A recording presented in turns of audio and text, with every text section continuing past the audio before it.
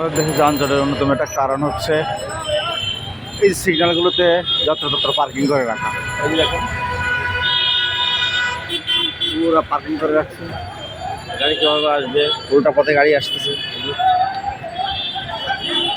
উল্টা পথে গাড়ি। সিগন্যালগুলো থেকে অনেক দূরে, ন্যূনতম 100 মিটার দূরে নিয়ে পার্কিং করা উচিত। এবার সিগন্যালগুলো থেকে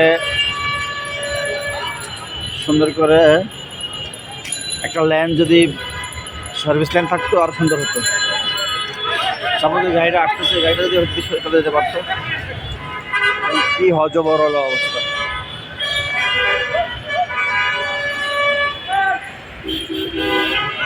কোনো ব্যবস্থাপনা নাই, নিয়ম নাই, নীতি নাই, কে কার কথা শোনায়?